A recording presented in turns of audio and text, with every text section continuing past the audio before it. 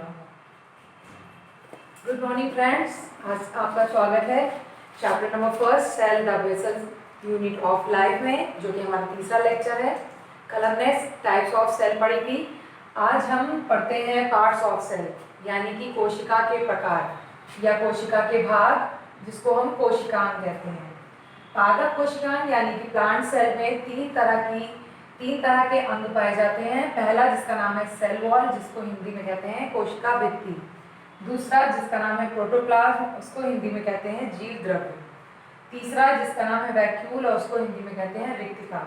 ये पादप कोशिकांग है, यानी कि पादप कोशिका के मुख्य अंग हैं। ये पादप कोशिका में पाए जाते हैं।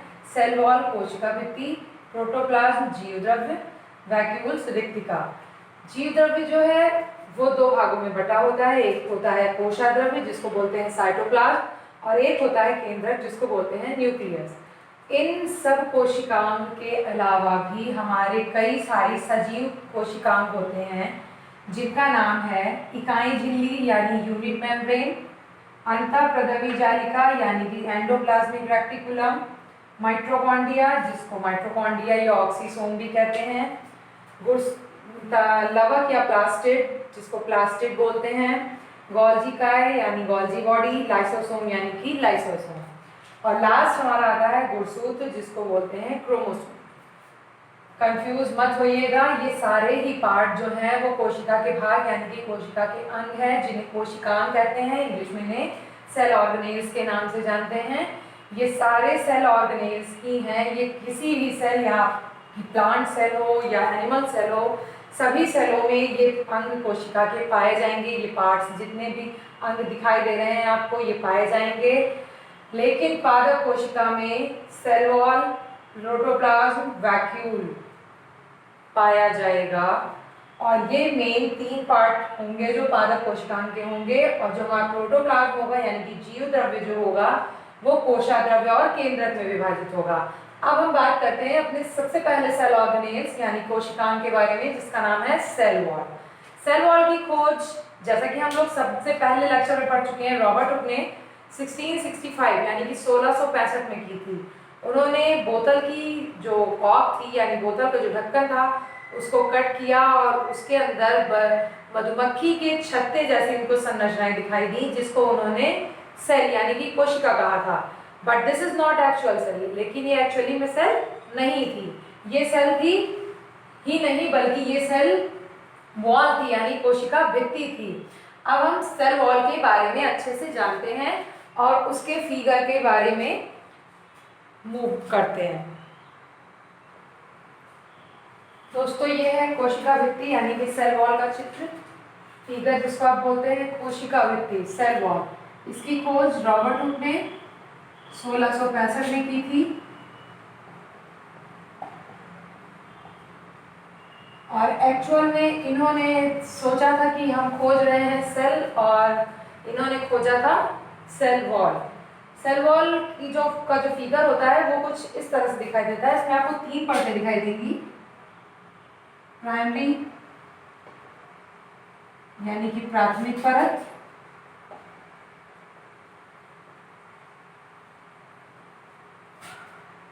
सेकेंडरी, ये है सेकेंडरी, आप ध्यान से देखिए,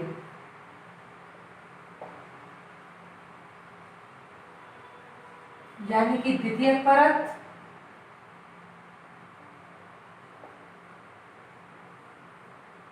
और मिडिल यानी कि मध्य परत।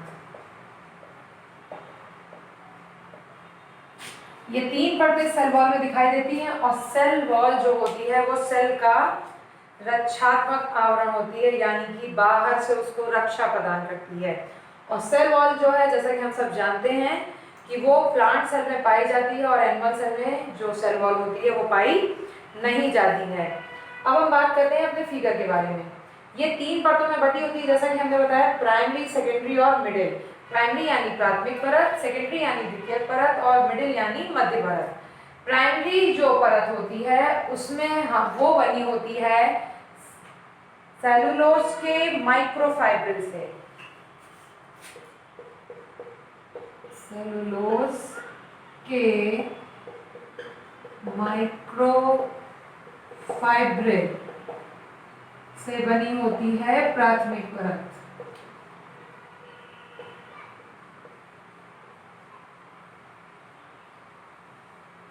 हमारी ये परत जो होगी वो सेलुलोज के माइक्रोफाइब्रिल से बनी होगी, मतलब सेलुलोज नामक जो तत्व होगा, सेलुलोज नामक जो द्रव्य होगा उसके माइक्रोफाइब्रिल, माइक्रो मतलब बिल्कुल सूक्ष्म और फाइब्रिल मतलब धागे जैसी संरचना, बिल्कुल सूक्ष्म धागे जैसी संरचनाओं जैसी ये परत बनी हुई होगी। और ये होगी हमारी प्राइमरी सेल वॉल यानी कि प्राथमिक परत होगी सेल वॉल की। सेकेंडरी सेल वॉल जो होगी जिसको हम लोग बोलेंगे द्वितीयक परत, वो बनी हुई होगी हमारी प्राइमरी परत जो होगी वो सेलुलोज के माइक्रोफाइब्रिल से बनी होगी और जो द्वितीय परत होगी वो बनी होगी क्यूटिन के माइक्रोफाइब्रिल से, क्यूटिन के माइक्रोफाइब्रिल से। क्यूटिन नामक का जो द्रव्य होगा, क्यूटिन नामक का जो द्रव्य होगा उसके माइक्रोफाइब्रिल यानी उसके सूक्ष्म कणों से या उसके सूक्ष्म धागों से मिलकर बनी हुई होगी। फिगर में मैंने चित्रकारी नहीं दिखाई यानी कि मतलब कलर चेंज नहीं किया है, लेकिन आप जब ड्रॉ करेंगे फिगर तो आप कलर चेंज करके इसको ड्रा कर सकते हैं। अभी हम इसको समझ लेते हैं फिर हम फिगर पर चलते हैं। और जो मध्य परत होगी वो हमारी बनी होगी लिग्निन के डिपोजिशन से, लिग्निन के डिपोजिशन से। डिपोजिशन मतलब होता है जमा, जमा होना। जैसे कि मान लीजिए जेली जैसी जो जेली होती है हमारी, एक के ऊपर एक के ऊपर एक परत होती है, जमती चली जाती है, वैसे ही लिग्निन के डिपोजिशन, अगर लिग्निन पदार्थ जो है हमारा वो अगर एक परत के ऊपर दूसरी परत तीसरी परत जमाता चला जाएगा तो ये बनाएगा हमारी मिडिल सेल वॉल यानी मिडिल परत सेल वॉल की। सेल वॉल जो है कि कोशिका भित्ति जिसकी खोज रॉबर्ट हुक ने 1665 में की थी। इस कोशिका भित्ति, ये कोशिका भित्ति जो होती है ये एक रक्षात्मक आवरण होती है और ये रक्षात्मक आवरण जो होती है ये पूरी तरह से जीवद्रव्य के द्वारा क्या होती है, घिरी हुई होती है, यानी इसके चारों तरफ जो है वो जीवद्रव्य पाया जाएगा और जीवद्रव्य का श्रावण यानी कि उसका बहाव रिसाव होता रहता है। और जो सेल वॉल है उसको अगर हम देखेंगे, उसकी संरचना अगर हम देखेंगे कोशिका भित्ति की तो वो हमें दिखाई देगी कि जो उसकी प्राइमरी परत यानी कि प्राथमिक परत जो है उसकी वो बनी होगी किससे, सेलुलोज के माइक्रोफाइब्रिल से, यानी कि सेलुलोज नामक जो पदार्थ होगा उसके जो अणु होंगे, उसके जो सेलुलोज के जो अणु होंगे सूक्ष्म धागे जैसी संरचनाएं बनाएंगे और वो सूक्ष्म धागे जैसी संरचनाएं जो होंगी वो बनाएंगी हमारी क्या, प्राइमरी सेल वॉल यानी कि प्राथमिक परत। फिर सेकेंडरी यानी कि द्वितीयक परत वो होगी, वो बनेगी हमारी किससे, जो हमारी सेकेंडरी सेल वॉल होगी या सेकेंडरी परत जो होगी वो बनेगी क्यूटिन के माइक्रोफाइब्रिल से, यानी कि क्यूटिन का जो हमारा पदार्थ होगा उसके धागे जैसी जो संरचनाएं पाई जा रही हैं, उसमें धागे जैसी संरचनाएं जो है वो मिलकर बना रही हैं वो सेकेंडरी वॉल बना रही हैं।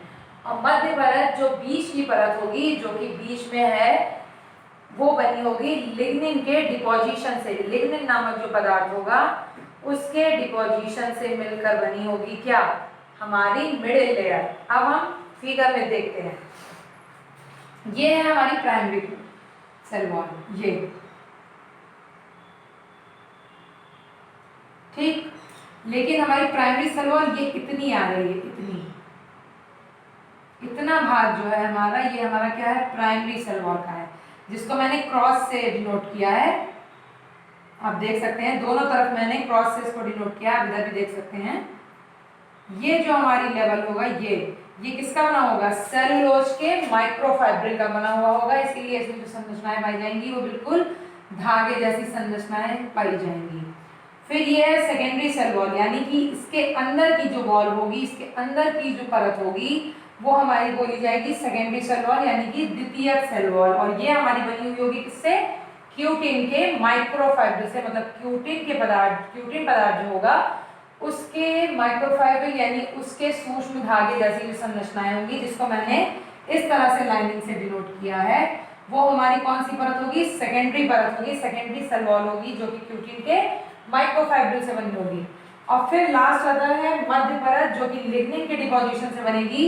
ये है हमारी मध्य परत। ये बीच वाली जो ये परत होगी ये थोड़ी मोटी होगी, क्योंकि इसमें लिग्निन का जमाव अधिक होगा, और लिग्निन के जमाव के अधिक होने के कारण ये परत मोटी होगी, और ये परत कौन सी होगी? मध्य परत होगी, यानी कि मिडिल लेयर होगी सेल वॉल की। एक बार फिर से हम रिकॉग्नाइज कर लेते हैं। सेल वॉल यानी कि कोशिका भित्ति, रॉबर्ट हुक ने 1665 में इसकी खोज की थी। एक्चुअली में वो खोज रहे थे सेल, लेकिन वो रियल में सेल का पता नहीं लगा पाए, और उन्होंने सेल वॉल खोज लिया। और सेल वॉल खोजा उसने मधुमक्खी के छत्ते में कॉम्ब जैसी यानी कोष्ठक जैसी संरचनाएं पाई, उसे ही उन्होंने कह दिया cell. But it is not real cell, it is actually not cell, it is only a cell wall. So कोशिका भित्ति यानी कि सेल वॉल की खोज की है रॉबर्ट हुक ने 1665 में। कोशिका भित्ति जो होती है वो एक रक्षात्मक आवरण होती है, जो कि जीव द्रव्य से घिरी हुई होती है। चारों तरफ जीव द्रव्य से जो होती है वो घिरी हुई होती है। और ये इसकी संरचना देखने पे हमें पता चलता है कि ये 3 भागों में बटी हुई होती है। 3 भाग इसके पाए जाते हैं, प्राइमरी, सेकेंडरी और मिडिल। प्राइमरी लेयर जो होती है या प्राथमिक परत जिसको बोलेंगे, प्राथमिक परत जो होगी वो सेलुलोज के माइक्रोफाइब्रिल यानी कि सेलुलोज के सूक्ष्म धागे जैसी संरचनाओं से मिलकर बनी हुई होगी। सेकेंडरी लेयर यानी कि द्वितीयक परत, जो कि क्यूटिन के माइक्रोफाइब्रिल से मिलकर बनी हुई होगी। मिडिल लेयर यानी कि मध्य परत, जो कि लिग्निन के डिपोजिशन यानी कि लिग्निन के जमाव के कारण बनेगी।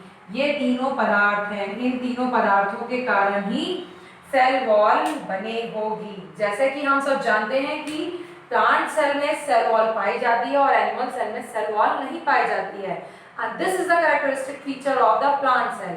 मतलब यही है जो प्लांट सेल की विशेषता को बताता है। अब इसके बाद हम बात करते हैं इसके कार्यों के विषय में कि सेल वॉल के क्या क्या कार्य हैं। सेल वॉल का जो कार्य है वो बाह्य कंकाल का है, यानी कि वो बाहर का एक कंकाल प्रदान करती है। कोशिका भित्ति जो है वो बाहर का कंकाल प्रदान करती है। गिव टू द शेप, और किसी भी ऑर्गेनेल्स को यानी किसी भी अंग को ये एक शेप देती है, एक आकार देती है। फिर इसका तीसरा काम यह है कि कोशिका भित्ति में प्लाज्मोडेस्माटा पाए जाते हैं। What is the meaning of plasmodesmata? It is a new word.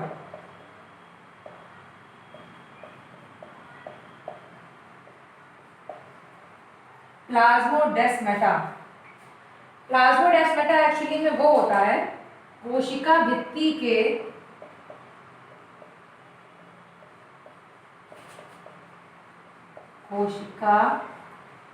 के बीच में छोटे छोटे छिद्र यानी कि स्पेस, छिद्र का मतलब होता है छेद, स्पेस पाए जाते हैं, जिसे प्लाज्मोडेस्माटा कहते हैं। फिर से समझ लीजिए, जो कोशिका के कार्य हैं, कोशिका भित्ति के जो कार्य हैं, उसमें सबसे पहला कार्य हमने ये बताया कि ये जो कोशिका भित्ति होती है वो कोशिका को बाह्य कंकाल यानी कि एक्सोस्केलेटन देती है, उसको सुरक्षा प्रदान करती है, उसको शेप देती है। दूसरा कार्य हमने ये बताया कि ये किसी विशिष्ट शेप को भी, मतलब किसी विशिष्ट आकार को भी प्रदान कर सकती है, किसी कोशिका को विशिष्ट आकार भी प्रदान कर सकती है। तीसरा कार्य हमने ये बताया कि प्लाज्मोडेस्माटा पाए जाते हैं कोशिका भित्ति में, और कोशिका भित्ति में प्लाज्मोडेस्माटा पाए जाते हैं। इस बात को आप कब समझ पाएंगे? जब प्लाज्मोडेस्माटा होता क्या है आप किसे समझ पाए। प्लाज्मोडेस्माटा एक्चुअली में होता ये है कि कोशिका भित्ति जो होती है, हमारी जो सेल वॉल होती है, उसके बीच में कई छोटे छोटे छिद्र पाए जाते हैं। और वो छिद्र क्यों पाए जाते हैं? वो छिद्र इसलिए पाए जाते हैं क्योंकि इनके द्वारा जो होता है खाद्य का, खाने का जो परिवहन है यानी ट्रांसपोर्ट है वो हो सके। जैसे कि हमारी ये एक सेल है, this is a nucleus and this is a protoplasm I mean जीवद्रव्य, और ये हमारी है cell wall, CW means cell wall, CW means cell wall. This is a nucleus and this is a protoplasm. अब इस cell wall के बीच में लिखा है, यानी कि सेल वॉल जो है ये हमारी, ये इसके बीच में ये छिद्र पाए जा रहे हैं, छोटे छोटे स्पेस पाए जा रहे हैं। इन्हीं स्पेसों को हमने क्या कहा है, प्लाज्मोडेस्माटा। और ये जो प्लाज्मोडेस्माटा होते हैं उनका काम होता है खाद्य का परिवहन करना, यानी कि transportation of food, transportation of food,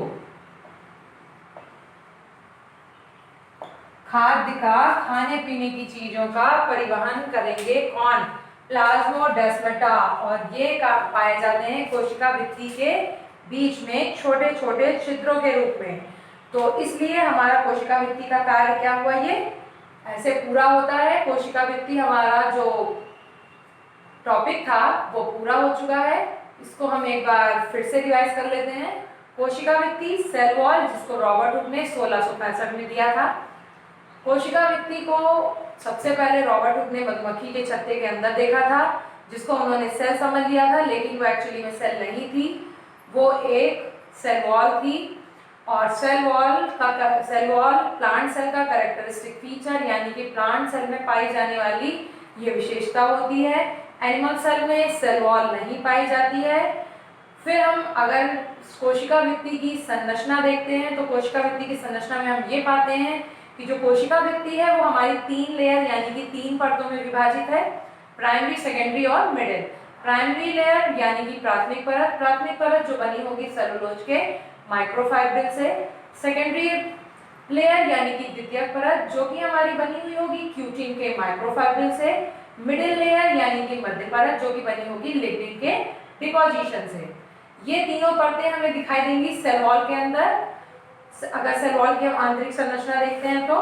फिर हमने इसके बाद पढ़ा सेल वॉल का वर्क यानी कि कोशिका भित्ति के कार्य। कोशिका भित्ति के कार्य में हमने सबसे पहला पढ़ा कि ये बाह्य कंकाल यानी कि एक्सोस्केलेटन का काम करती है, whose give shape and size to the cell, जो कि कोशिका को साइज और शेप, आकार प्रदान करती है। सेकंड पॉइंट हमने ये पढ़ा कि to give the shape, to give a rigid shape, मतलब किसी भी कोशिका को एक बेहतरीन, एक विशिष्ट प्रकार का शेप दे सकती है। और लास्ट पॉइंट हमने पढ़ा प्लाज्मोडेस्माटा, यानी कि कोशिका भित्ति के बीच में जो पाए जाने वाले छोटे छोटे छिद्र हैं उन्हें बोलते हैं हम प्लाज्मोडेस्माटा। और ये प्लाज्मोडेस्माटा का काम होता है खाद्य का परिवहन करना। ये तो पूरी समरी मैंने बता दी, लेकिन कंपटीशन के पॉइंट ऑफ व्यू से अगर आप देखेंगे तो उसमें एक्चुअली में ज्यादातर पूछा जाता है कि सेल वॉल की खोज किसने की, तो जिसके लिए आप बताएंगे नाम किसका, रॉबर्ट हुक का, in year 1665। Now we are going to next topic whose name is protoplasm, that means जीव द्रव। अब हम बात करते हैं जीव द्रव्य की यानी प्रोटोप्लाज्म की। प्रोटोप्लाज्म के लिए इतने सारे वैज्ञानिक आए, इनको प्रोटोप्लाज्म काफी पसंद आ गया। प्रोटोप्लाज्म जो था तो उसकी खोज की डुजार्डेन ने, डुजार्डेन ने 1835 में डिस्कवरी ऑफ प्रोटोप्लाज्म यानी कि जीव द्रव्य की खोज की। लेकिन फिर आए पुरकिंजे जी। पुरकिंजे ने 1837 में प्रोटोप्लाज्म यानी जीव द्रव्य को नाम दिया कि हाँ ये पदार्थ जो है वो जीव द्रव्य ही है। फिर इसके बाद आए हुंगो वॉन मोहल 1846 में, और इन्होंने जो था वो प्रोटोप्लाज्म को डिस्क्राइब किया। हुंगो वॉन मोहल ने प्रोटोप्लाज्म को डिस्क्राइब किया। फिर आए हक्सले, उन्होंने प्रोटोप्लाज्म के विषय में यानी जीव द्रव्य के विषय में ये कहा the physical base of life, यानी कि भौतिक आधार है जीवन का प्रोटोप्लाज्म। तो प्रोटोप्लाज्म के विषय में ये चारों महारथी थे, जिनको आप कह सकते हैं, या 4 साइंटिस्ट थे जिन्होंने अपने अपने मत प्रतिपादित किए। ड्रुजार्डिन ने ये कहा, ने प्रोटोप्लाज्म की खोज की 1835 में। पुरकिंजे ने प्रोटोप्लाज्म को या जीव द्रव्य को नाम दिया 1837 में। हुंगो वॉन मोहल ने इसको डिस्क्राइब किया यानी कि 1846 में, और हक्सले ने इसको जीवन का भौतिक आधार बताया। हक्सले ने, आप जानते हैं जीव द्रव्य होता क्या है? जीव द्रव्य जैसे कि आपने जेली देखी है, जो जेली होती है वो थोड़ी गाढ़ी होती है, चिपचिपी सी होती है, उसी तरह का जो द्रव्य होता है हमारा वो होता है जीव द्रव्य। लेकिन ये जो होता है ये रंगहीन होता है, स्वच्छ होता है, पानी जैसा क्रिस्टल क्लियर होता है।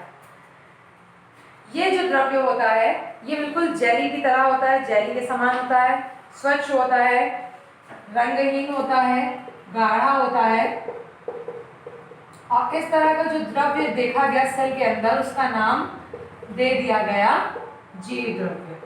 और ये बिल्कुल सॉल्ट जेली की तरह, जो जेली हम लोग खाते हैं ना उसकी तरह का इसका बिल्कुल जो इसका जो मतलब छूने पर या इसको ये इसका जो शेप होता है आप कह सकते हैं, या इसका जो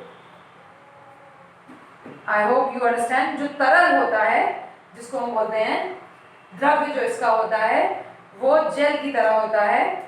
फिर इसमें दूसरी बात है ब्राउनियन मूवमेंट, यानी ब्राउनी गति होती है। अब थोड़ा सा केमिस्ट्री भी पढ़ लिया जाए। ब्राउनी गति को जैसे कि हम लोग समझ जानते हैं कि ये गति कैसे होती है, जिगजैग होती है। जिगजैग मतलब होता है किसी भी आकार में ये चल सकती हैं, ऐसे भी चल सकती हैं, ऐसे भी चल सकती हैं, ऐसे भी चल सकती हैं, ऐसे भी चल सकती हैं, ऐसे भी चल सकती हैं, किसी भी तरफ चल सकती हैं। इस तरह की जो गति होती है ये ब्राउनी गति या ब्राउनियन मूवमेंट कहते हैं। इनको ब्राउनी ने ढूंढा था इसीलिए इनका नाम ब्राउनियन के नाम पे ही ब्राउनियन गति पड़ा। फिर तीसरा पॉइंट जो है इसमें जीवद्रव्य गति यानी जीवद्रव्य प्रवाही गति भी पाई जाती है, जिसको बोला जाता है प्रोटोप्लाज्म स्ट्रीमिंग मूवमेंट। इसकी हिंदी होती है जीव द्रव्य।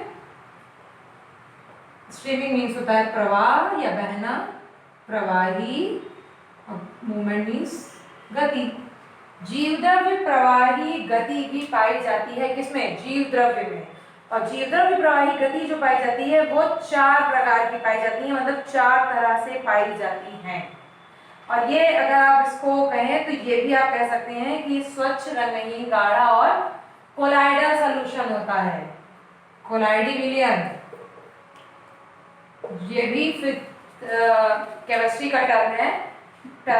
कोलाइडल मतलब कोलाइडी विलयन वो विलयन होता है जिसमें सॉल्वेंट यानी कि जो घोल है, विलेयक है, उसकी मात्रा क्या होगी? कम होगी, और सॉल्व जो होगा यानी सोल्यूशन जो होगा उसकी मात्रा सॉल्वेंट होगा उसकी मात्रा अधिक होगी। मान लीजिए अगर आप पानी ले रहे हैं और चीनी ले रहे हैं तो उसमें चीनी की मात्रा अधिक होगी और पानी की मात्रा कम होगी, तब इस तरह का जो सोल्यूशन बनेगा विलेय, विलायक, विलयन।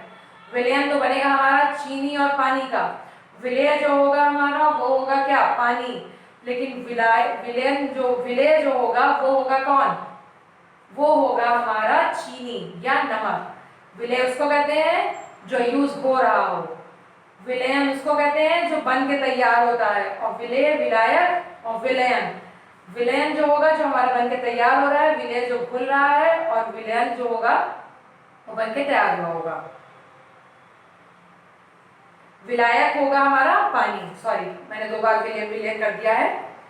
विलायक जो होगा वो हमारा होगा पानी, विलेय जो होगा वो हमारा होगा चीनी या नमक, और विलयन जो होगा वो हमारा होगा पूरा सॉल्यूशन। वही सॉल्यूशन जिसमें ऐसा सॉल्यूशन जिसमें विलेय जो घुल रहा है यानी चीनी हो या पानी हो, वो अगर ज्यादा है, उसकी मात्रा ज्यादा है, या मतलब कहा जाए जैसे आप समझ लीजिए सीधी सी बात, चाशनी में ये होता है कि जो पानी होता है वो कम होता है और जो चीनी होती है वो अधिक मात्रा में पाई जाती है। तो जो चीनी होगी वो हमारी होगी कोलाइडल सॉल्यूशन। इस तरह का जो गाढ़ा सॉल्यूशन होगा, गाढ़ा तरल जो होगा, उसको बोला जाएगा जीव द्रव्य। फिर से हम इसके बारे में पूरा रिवाइज कर लेते हैं, फिर हम पढ़ते हैं प्रोटोप्लाज्मिक स्ट्रीमिंग मूवमेंट यानी कि जीव द्रव्ययी प्रवाही गति के बारे में, जिसको मैंने बताया 4 प्रकार की होती है। जीव द्रव्य जो होता है उसकी खोज ड्यूजार्डिन ने की थी।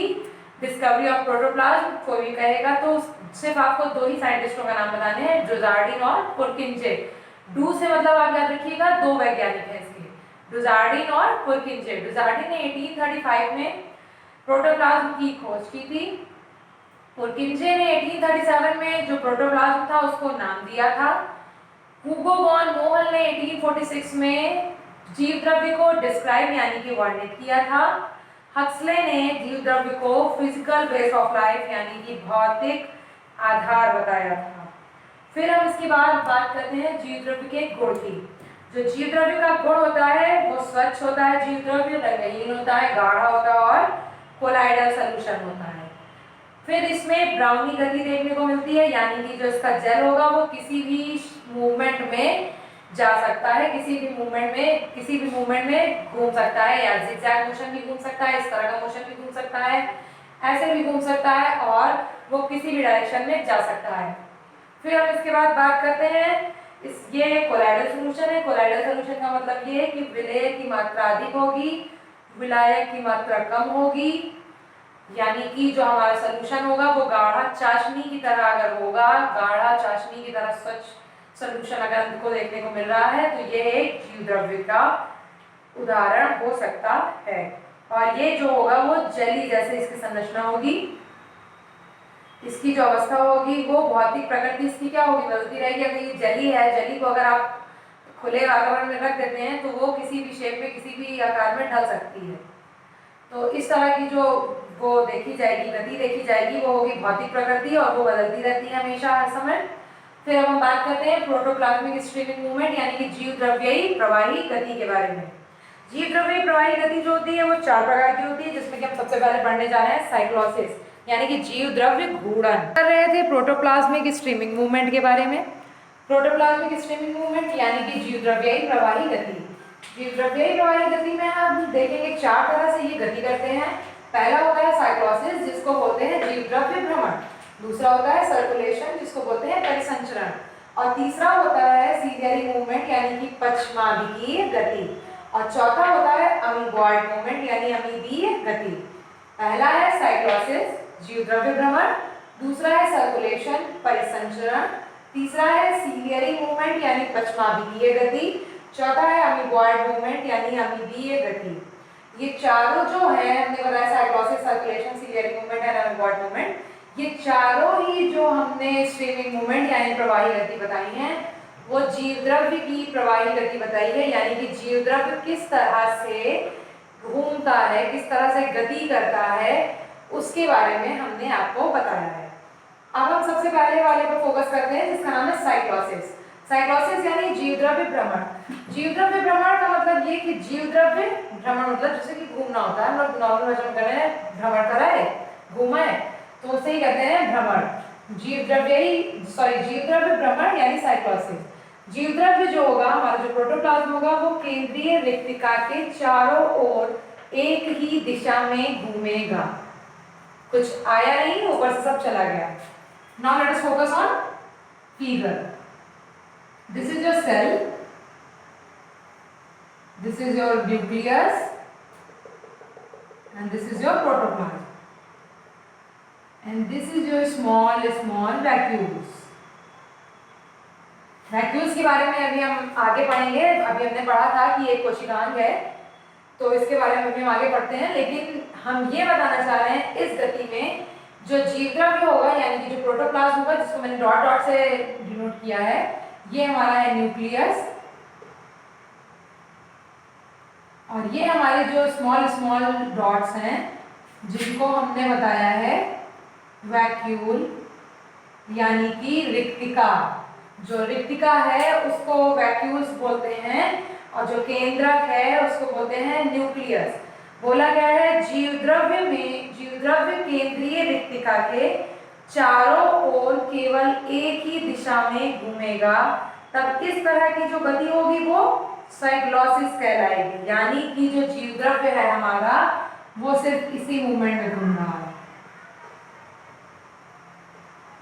इस तरह के अगर मूवमेंट में घूमेगा, ये एक ही डायरेक्शन है,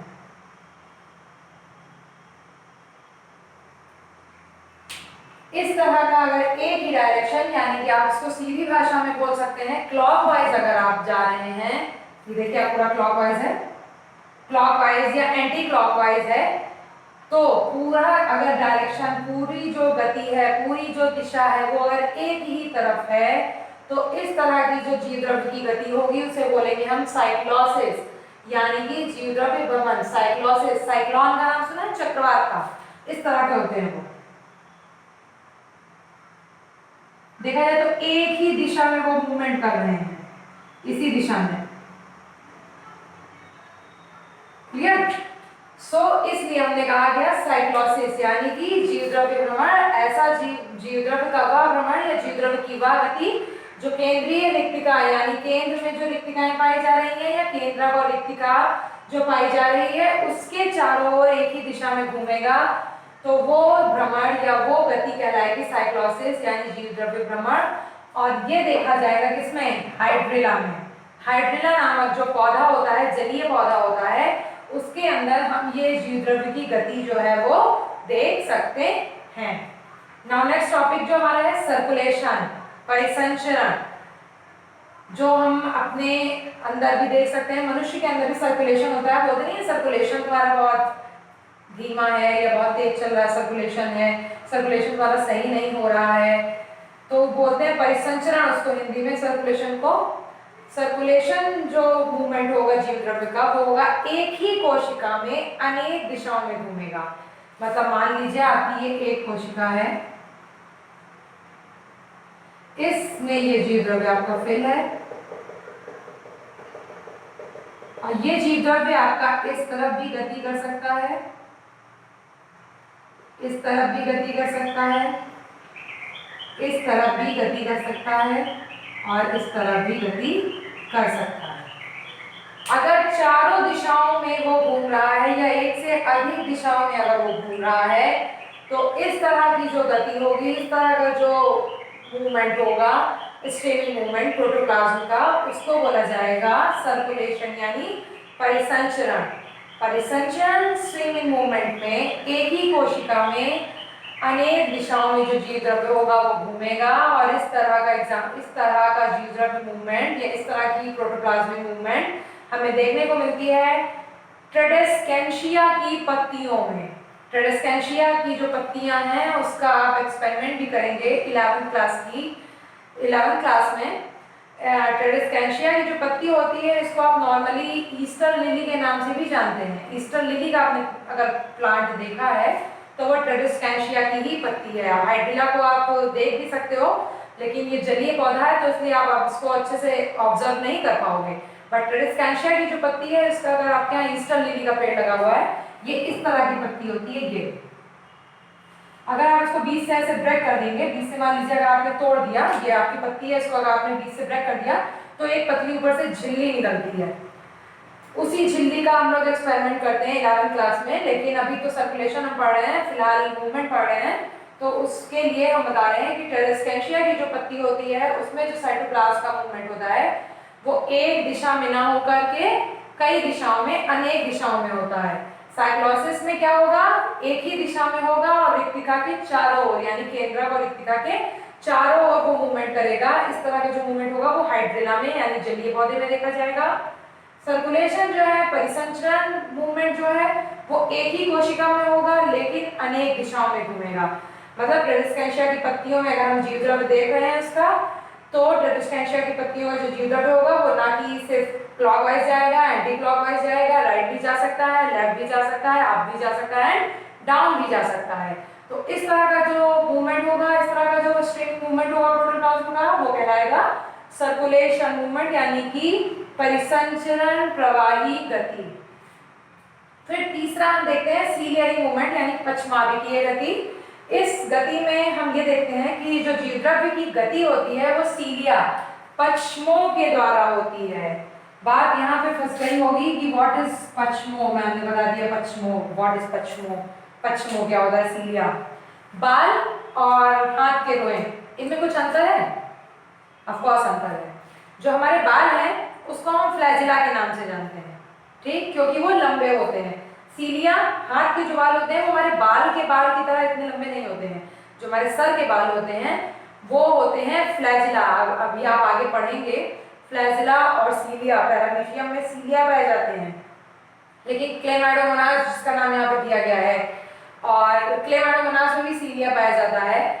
फ्लैजिला जैसे कि आप ले सकते हैं कि वॉलवॉक्स आती है, वॉलवॉक्स में फ्लैजिला पाए जाते हैं। तो जीवद्रव्य की जो गति, ये तो फिलहाल आगे की बात हो गई फ्लैजिला और सीलिया। मैंने इसमें छोटा सा डिफरेंस बताया है। सीलिया पश्मो मतलब छोटे छोटे हेयर्स अगर पाए जा रहे हैं किसी भी पादप में या किसी भी एनिमल्स में तो उन्हें सीलिया बोला जाएगा। तो इसमें जो गति होगी, इसमें जो जीवद्रव्य की गति होगी वो पश्मो सीलिया के द्वारा होगी। सीलिया और फ्लैजिला में डिफरेंस भी बता दिया।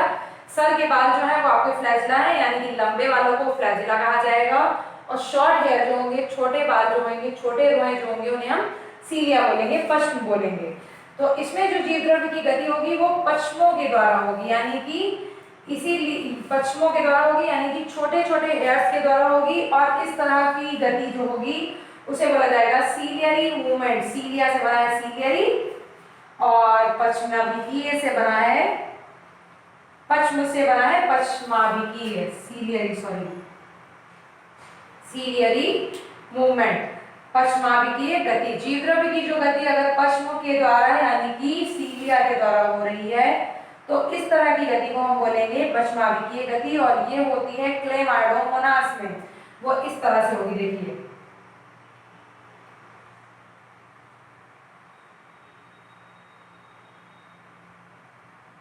जो जीवद्रव्य होगा वो हमारा इनके द्वारा गति करेगा। ये जो है शॉर्ट शॉर्ट जिसमें मैं डॉट रख रही हूँ, डॉट है हमारे जीवद्रव्य, और ये जो लाइनिंग वाइज मैंने बनाया है ये चीज जो बनाई है ये हमारे क्या है, सीलिया। इनके द्वारा अगर हमारा प्रोटोप्लाज्म गति कर रहा है तो ये वाली जो गति कहलाई जाएगी वो कही जाएगी सीलियरी मूवमेंट, यानी पश्माभिकीय गति। और ये भी एक तरह का प्रोटोप्लाज्मिक स्ट्रीमिंग मूवमेंट है, जीवद्रव्य प्रवाही गति है। सीलिया के द्वारा हो रही गति सीलियरी मूवमेंट यानी protoplasmic streaming movement, ciliary protoplasmic streaming movement.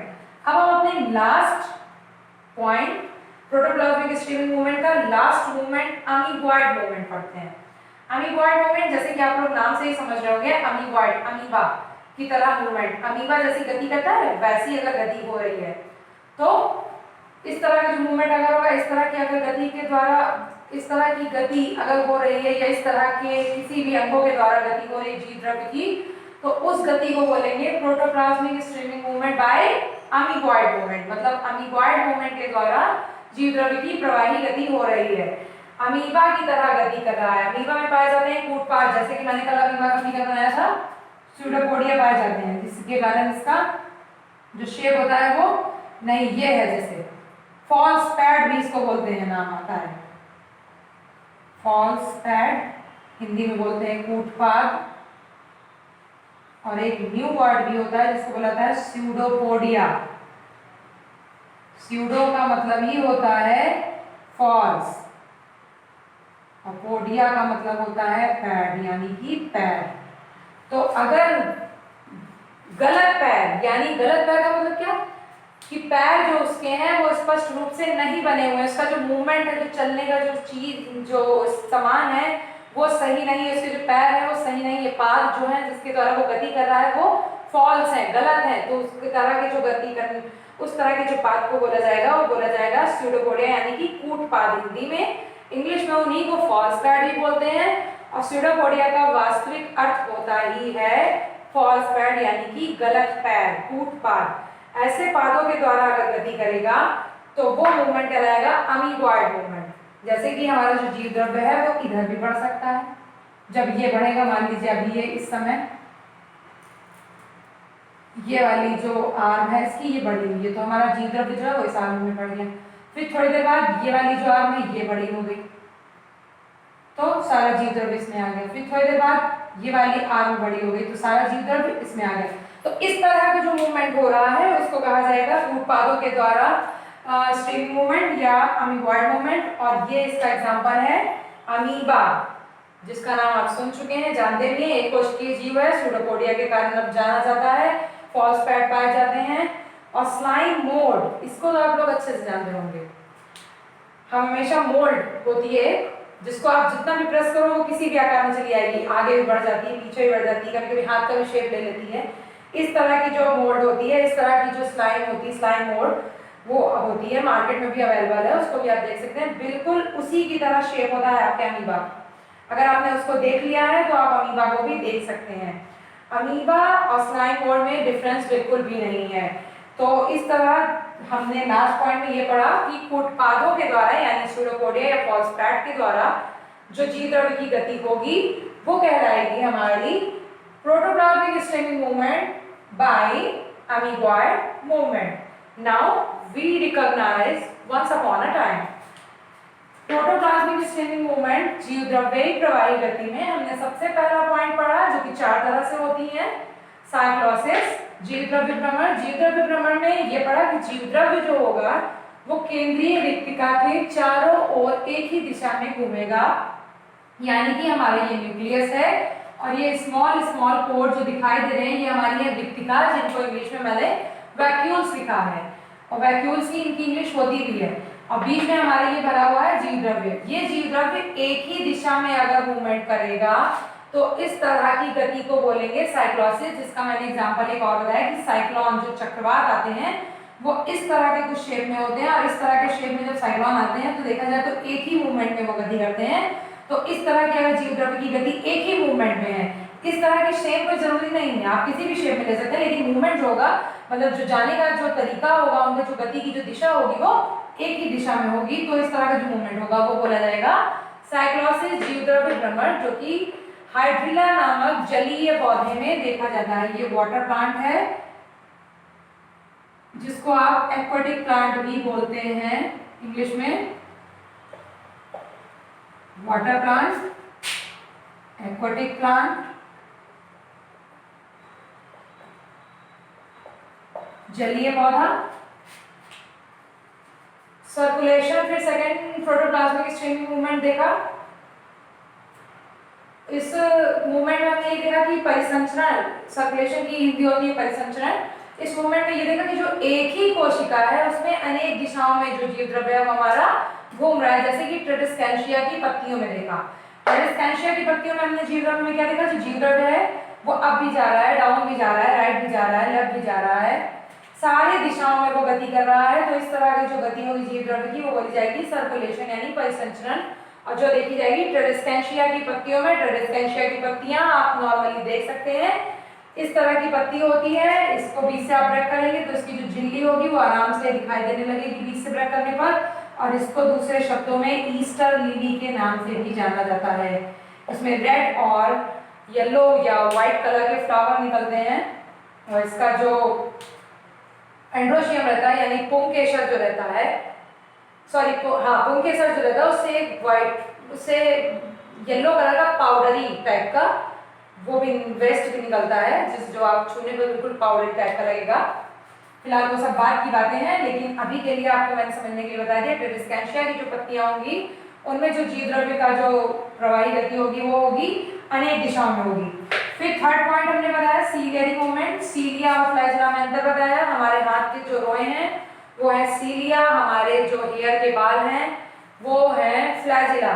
सीलिया यानी कि क्लेमाइडोमोनास नामक जीव में अगर जो गति है वो सीलिया के द्वारा होती है और सीलिया पे ही जीव द्रव्य लगे हुए होंगे। अगर इस प्रकार की जो गति हो रही है, सीलिया के द्वारा ही जो गति हो रही है, ये इस तरह की जो गति होंगी उनको कहा जाएगा सीलियरी मूवमेंट। और ये जो डॉट डॉट से मैंने दिखाया है वो है एक तरह से जीव द्रव्य प्रोटोप्लाज्म आपका। फिर लास्ट पॉइंट जो है आपका है वो है अमीबॉइड मूवमेंट, अमीबा अमीबीय गति। ये अमीबा जैसे हम अमीबा में देख सकते हैं सूडोपोडिया, फॉस्फेट, कूटपाद पाए जाते हैं, ये तीनों एक ही नाम है, कंफ्यूज मत होइएगा। सूडोपोडिया को ही फॉस्फेट कहते हैं, जैसे कि मैंने बताया pseudo means false, podia means पैर। फॉल्स पैड यानी कि झूठे पैर पाए जाते हैं इसके अंदर। ये किसी भी तरफ मूवमेंट कर सकता है और जिस तरफ मूवमेंट ज्यादा होगा उसी की तरफ जीव द्रव्य जो होगा हमारा वो चला जाएगा। यानी कि इस तरफ अगर जा रहा है हमारा जीव द्रव्य तो इस तरफ, अगर इस तरफ ज्यादा हो रहा है पैड तो इस तरफ, और इस तरफ अगर ज्यादा हो रहा है तो इस तरफ। और इस तरह का हम लोग मूवमेंट देखेंगे अमीबा में और स्लाइम मोल्ड में। अब हम पढ़ेंगे वैक्यूल्स के बारे में, जिसके बारे में हम कल डिस्कशन करेंगे। आज के लिए इतना ही। कैसा लगा आपको वीडियो कमेंट में मुझे जरूर बताइएगा। Thank you.